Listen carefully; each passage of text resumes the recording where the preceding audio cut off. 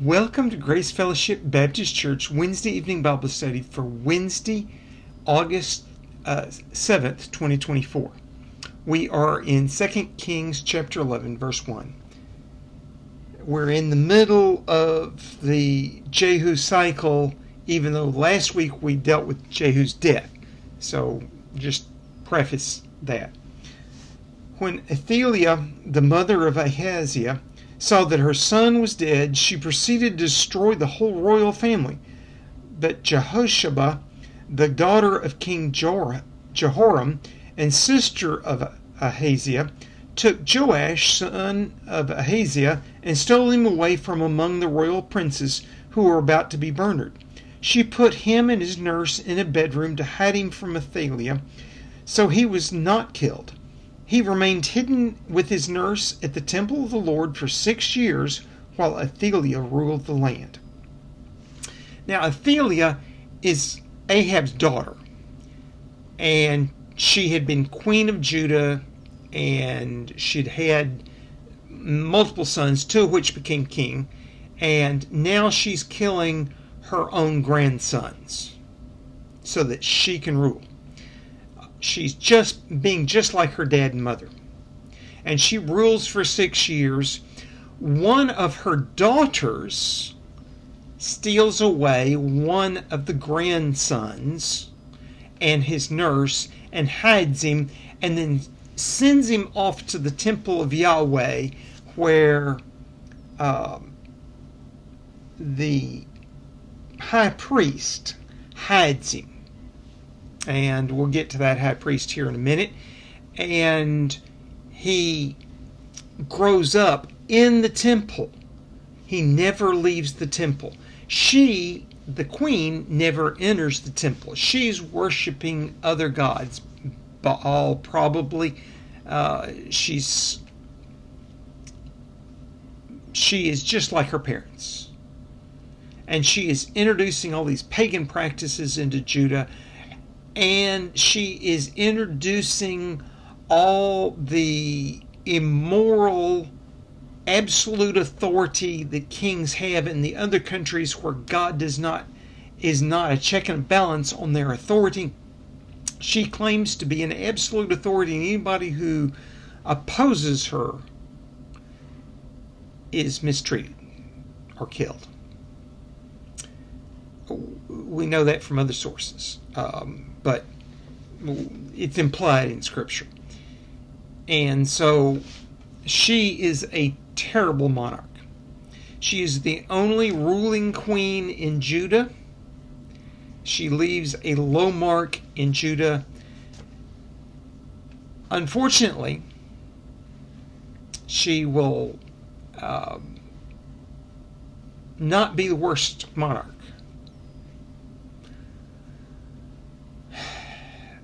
She isn't as bad as Ahab. Not quite. She comes close. Let's face it, she's the kind that would murder her own grandsons. After her two sons have been on the throne, apparently she didn't have any other sons to rule. Is why she chose to rule herself. She does not have a husband. There's no succession. She's not fixing to have children. She has no future planned other than her own power and her own control and her own lust. She is a nasty piece of work. Verse 4. In the 7th year, Jehoiada sent for the commanders of the units of hundreds, the Kerites, and the guards, and had them brought to him at the temple of the Lord. He made a covenant with them and put them under oath at the temple of the Lord. Then he showed them the king's son. Now, Jehoiada is the high priest. He is a relatively godly man. He holds to Yahweh's honor. He holds to the Davidic tradition, and he knows that the daughter of Ahab is bad news. He knows Ahab was bad news. He is honored for being a righteous priest. On the other hand, there's some evidence that while he honored Yahweh, he may not have been following things correctly. But he is the bright spot in this pattern. He is a wise man, and he raises the future king. So, in the 7th year, that means Athaliah, who reigned for 6 years, at the beginning of the 7th year, before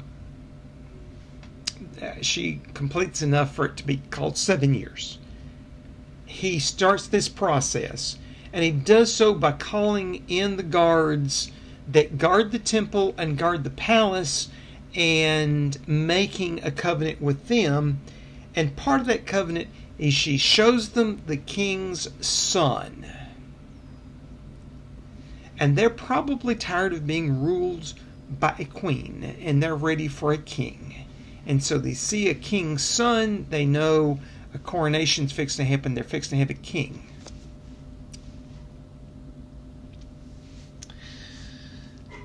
Verse 5. He commended them, saying, "This is what you are to do. You who are in the 3 companies that are going on duty on the Sabbath, a third of you guarding the royal palace, a third at the Sur gate, and a third at the gate behind the guard, who takes turns guarding the temple. And you who are in the other 2 companies that normally go off Sabbath duty are all to guard the temple for the king. Station yourselves around the king, each man with his weapon in his hand. Anyone who approaches your ranks must be put to death. Stay close to the king wherever he goes." So he gives them this order.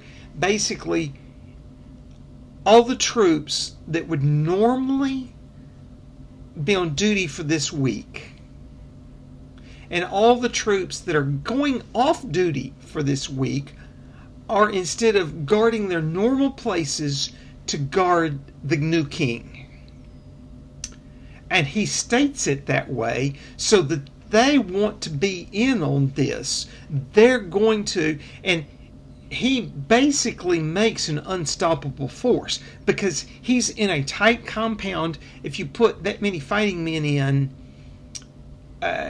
they have a well-defended position. You're going to be going through a lot of bodies to get to the king. They're going to have the advantage in a fight. You're coming through the door into prepared soldiers. If somebody gets injured, they can be yanked back and taken care of by their comrades, and somebody else come forward. He's got the advantage. The king will be protected even if the whole army of the rest of the country besieges the temple. And he has prayed about it, and it's time to do it. He has a 7-year-old to be king. Now, having a 7-year-old is not an optimal thing to be king, but Athaliah has to go. So he's decided today's the time. He brings him in. He shows him the king. He gives them the order there, protect the king, and they do. So they have twice the number of men that normally guard the city walls, the palace, and the temple, guarding the king in the temple. Verse 9. The commanders of the units of 100 did just as Jehoiada the priest ordered. Each one took his men, those who were going on duty on the Sabbath and those who were going off duty, and came to Jehoiada the priest. Then he gave the commanders the spears and shields that had belonged to King David and that were in the temple of the Lord. The guards, each with his weapon in his hand, stationed themselves around the king, near the altar in the temple, from the south side to the north side of the temple. So Jehoiada gives them the weapons that are historic weapons that have significance to the people. When they come out, it's obvious you have a coronation, you have a new king, you have something significant going on. politically, and he uses them ceremonially for the people that are actually going to be physically guarding the king, making sure he survives. And they know they're doing rebellion, but they're also with these historic pieces. They're hundreds of years old, and they're basically there for symbol, to be a symbol. But they're using them to say, we have a king, and he's been anointed at the temple, and we're guarding a king. It's a powerful message they're sending, and they readily accept the weapons from the priest, and they do their job, and they protect the king. And they fill the temple from north to south, or south to north. Those were the main two entrances, and so they had enough people. They filled the courtyard, and nobody could enter. There wasn't going to be any service that day except what the priest did and what the king did. And apparently this was after the morning sacrifice and before the evening sacrifice, so the priest didn't have to do anything in the temple. And it's packed with guards.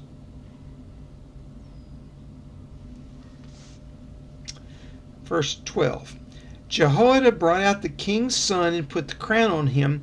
He presented him with a copy of the covenant and proclaimed him king. They anointed him, and the people clapped their hands and shouted, "Long live the king!" So his big job that day, sure, the morning sacrifice had already happened. There'd be the evening sacrifice. But his main act is a political act of rebellion and anointing a new king. And he anoints this 7-year-old as king. He's been hiding him for 6 years, which means he was a 1-year-old when he's been hiding him and raising him. And he presents him with a copy of the covenant, the copy of the 5 books of Moses, the law. And he anoints him, puts a crown on his head, and everybody shouts, "Long live the king." They're excited. They have a king. They know this is the way of the world, the way it should be. And they have a king now. They don't know much, but they know they have a king. Verse 13. When Athaliah heard the noise made by the guards and the people, she went to the people at the temple of the Lord. She looked, and there was the king standing by the pillar, as the custom was. The officers and the trumpeters were beside the king, and all the people of the land were rejoicing and blowing trumpets. Then Athaliah tore her robes and called out, "Treason! Treason!" So she goes to hear what the noise is, and she walks across the courtyard that was between the palace and the temple. And she gets there, and there's a crowd, and she looks over the top of the crowd, and she sees in this traditional spot that a king is supposed to stand when he worships God, somebody with a crown on, a king. And the people are looking that way and rejoicing and blowing trumpets and shouting and calling him king. And she sees the king, and she yells treason, because she is queen, and he's not her husband, and he's not king, and she doesn't know who he is right this moment. But it's treason for there to be another monarch besides her. And she yells that. Verse 15. Jehoiada the priest ordered the commanders of units of 100 who were in charge of the troops, "Bring her out between the ranks and put to the sword anyone who follows her." For the priest had said, "She must not be put to death in the temple of the Lord." So they seized her as she reached the place where the horses entered the palace grounds, and there she was put to death. So the high priest orders that she be caught and killed, but not killed in the temple. And when that happens, she starts running for the palace, hoping to get inside and get to her guards. She came without her guards to find out what was going on. And these military men can outrun her. They catch her just as she enters the palace, and they kill her as soon as they catch her, because she's no longer on the temple grounds, she's in the palace grounds, and they get her. And they just kill her right there and there. There's no trial. They know that if she's dead, the king is protected. Nobody's going to argue with that. And the rebellion's going to be over. And she's by herself. She didn't have any guards. It's an easy job. And they do so. Verse 17. Jehoiada then made a covenant between the Lord and the king and the people, that they would be the Lord's people. He also made a covenant between the king and the people. All the people of the land went to the temple of Baal and tore it down. They smashed the altars and the idols to pieces and killed Mattan, the priest of Baal, in front of the altars. Then Jehoiada the priest posted guards at the temple of the Lord. So he destroys the temple of Baal and kills the priest that was there, that Athaliah had brought in, and they tore the temple down. So he's cleaning the land of Baal worship, not in the way that Jehu had done. He didn't call everybody in, but this is the same day. This is before the evening sacrifice. He's just doing things in a hurry to make sure there's not a open rebellion, because if there's no priest to lead the rebellion, there's no queen to lead the rebellion, the people will follow the king, and the king is used to following the high priest, and so Yahweh worship will become the law of the land again. Verse 19. He took with him the commanders of hundreds, the Kerites, the guards, and all the people of the land, and together they brought the king down from the temple of the Lord and went into the palace, entering by the way to the gate of the guards. The king then took his place on the royal throne, and all the people rejoiced, and the city was quiet, because Athaliah had been slain with the sword in the palace. Joash was 7 years old when he began to reign. He had been in the temple for 6 years. He's now 7. So he was a year old when his grandmother wanted to kill him. And he was stolen out from among. And, okay, a baby is probably easier, and a 1-year-old would be easier than a younger infant or an older child to steal away. And he was stolen away with his nurse who he was used to being with, and so he would have been quiet. He wouldn't have known what was going on. And he lived in the temple for 6 years without Athaliah knowing that. She never entered the temple of Yahweh, which means she was going to the temple of Baal. And Jerusalem was quiet, and everybody had peace, because she was dead. She was a terrible tyrant. She was a dictator. She was not a good governess. And people were relieved they had a king. They knew they would have justice in the land again. And they'd had a covenant made between them and the priest, and them and God, and them and the king, that the king had made a covenant with God that the king would rule according to God's law, and that he would obey the priest, and he would lead the people by God's law, which is the law of justice and equal protection under the law. And there was, in one sense we would think it's a severe law and some severe penalties, but it also had fair trials and checks and balances in there, and it wasn't just to be applied arbitrarily, but equally across everybody. And so the poor and the rich were both supposed to be treated equal, and etc., etc., etc. There's lots of things, and the people rejoiced at that. And so we end Ahab's family that has the influence of Tyre and Sidon in them.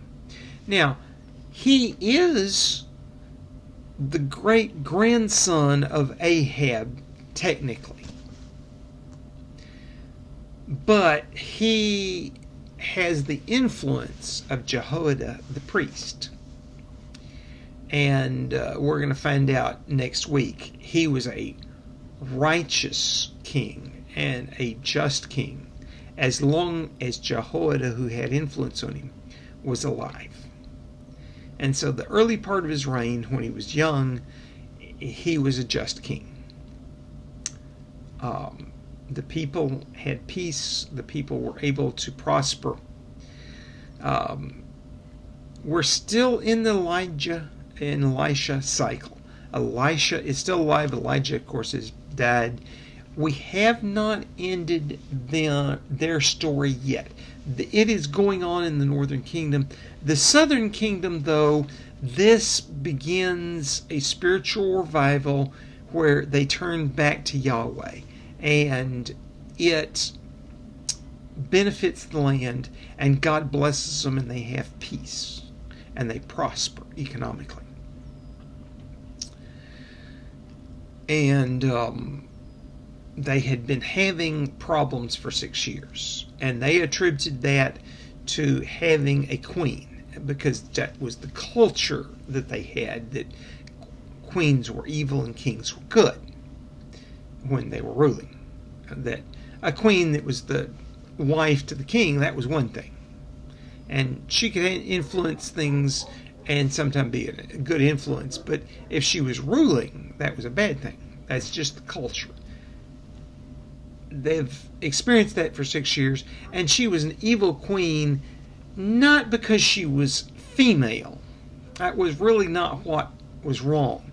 And honestly, a lot of the commentary that the Jews made up through the time of the captivity and even afterwards into as late as the late intertestamental period, right before Jesus shows up, they made a lot of out of this, that she was, because she was a female leader, that she was evil. No, it's because she was Ahab's daughter, and she had Jezebel's mindset and Jezebel's worship practices. That's what made her evil. She didn't worship Yahweh. Let's face it, the temple grounds were less than 100 acres. If she had been over there routinely, you could not have hidden a 1-year-old, a 2-year-old, 3-year-old, 4-year-old, 5-year-old, 6-year-old, 7-year-old. If she'd been over there even once a year, it would have been hard to hide this new king Joash, excuse me. Wrong name. A lot of these kings through here start with Joe. That's just the time and period in history. And that, by the way, is a cultural thing in this time period. It's derived from Yahweh. So even these evil kings that are in Israel, these evil kings that are in Judah, have in their names a derivative of Yahweh. And it's the same derivative that we get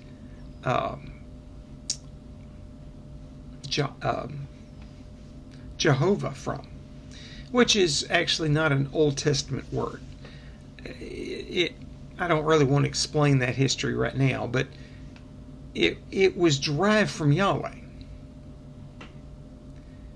And these people had already begun that transition from calling Yahweh to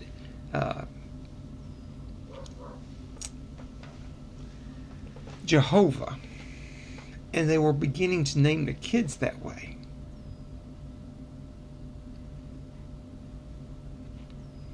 And naming people that way.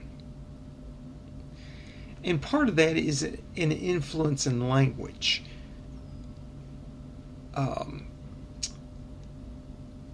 Armenian, the language that's a sister language to Hebrew, that came from Aram, and which basically parts Iraq and parts of Iran today. It was a Middle Eastern language. It was as similar to Hebrew as Portuguese and Spanish are to each other. Different languages, but a lot of the same roots, a lot of the same cognates, a lot of the same grammatical structures, but different histories, different pronunciations, and that Armenian influence in Hebrew is where the name changes are coming in. They're beginning to change the language toward Armenian. In fact, during captivity, the Babylonian captivity, the Jewish people are going to end up speaking Armenian and come back not knowing how to speak Hebrew anymore. And they're going to be worshiping in Armenian and So the influence is there already. Aram is beginning to have influence culturally and linguistically, even in Judah. And Joash is that one of those first names. By the way, Jehoiada probably also is. So it's even affected the priest.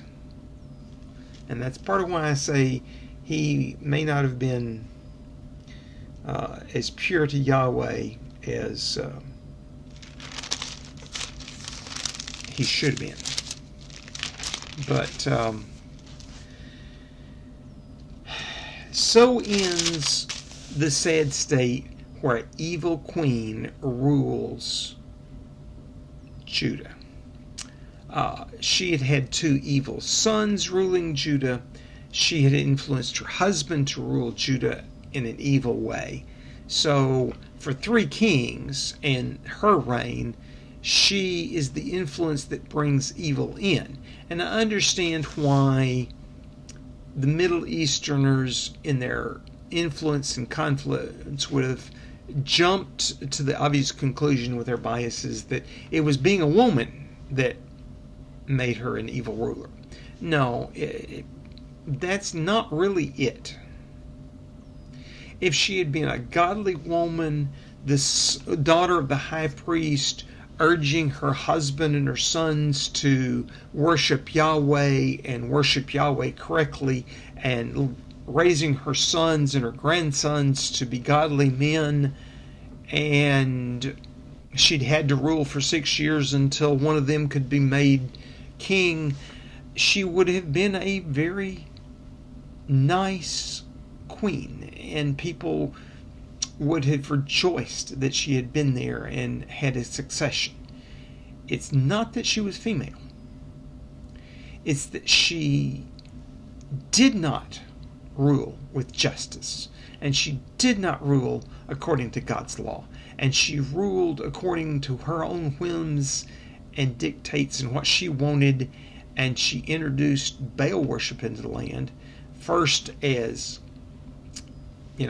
wife to the king, queen, and then as queen mother twice, and now as a reigning monarch. And so her influence grew with time, and she was worshiping the wrong God. Holy Father, have us to worship you in spirit and truth. Have us to study your word and obey it and live it, and to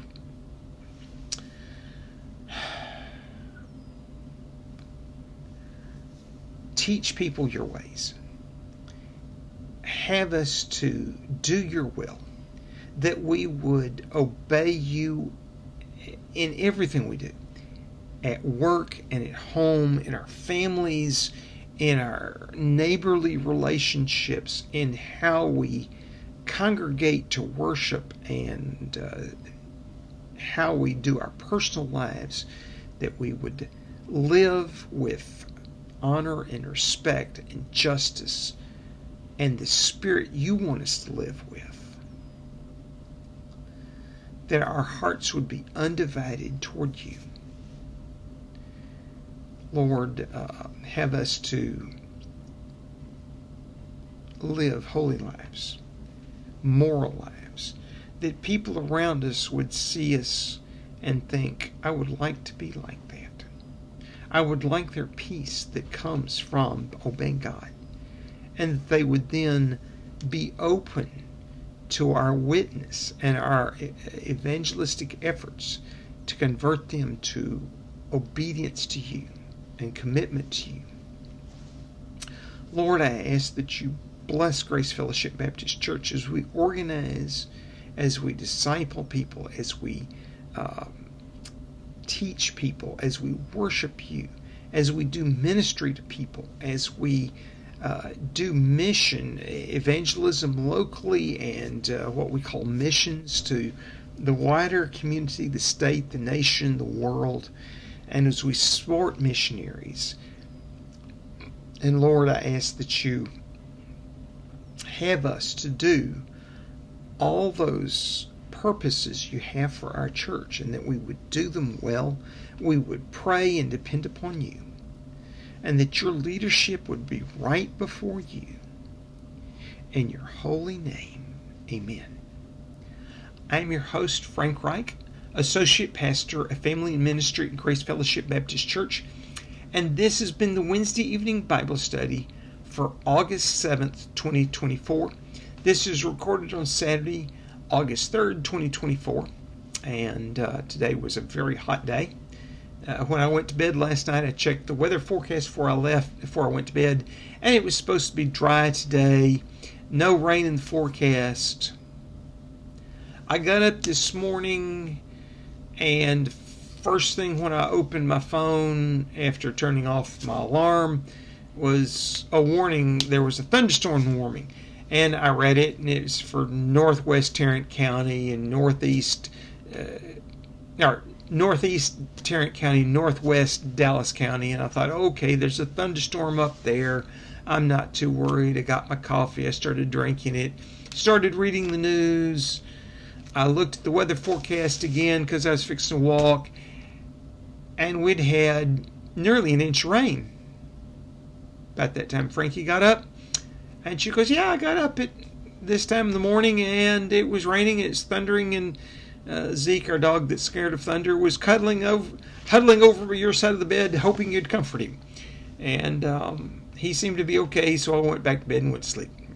And, we got up, and it was still sprinkling, so I got out late to my walk. And it was humid, and it was as hot as yesterday was, except the humidity was up about 80% higher than yesterday. And I flat wilted by 10 o'clock. I got out an hour and a half late, and I got a short walk in. I didn't get as long a walk as I meant to. And it took me a while to recover. And the dog that walked with me till 10 o'clock, at 10 o'clock, she lay down in the shade and she goes, I'm done, Dad. Called Mom and get her to come pick me up. I'm done. I'm not going anywhere. I've walked as far as I can. And, I called Frankie and she came picked us up because I decided by that point in time, no, I'm done. I used to live in Southeast Texas. I can work in the heat. I can work in the humidity. I've done it. I'm 64. I don't have to.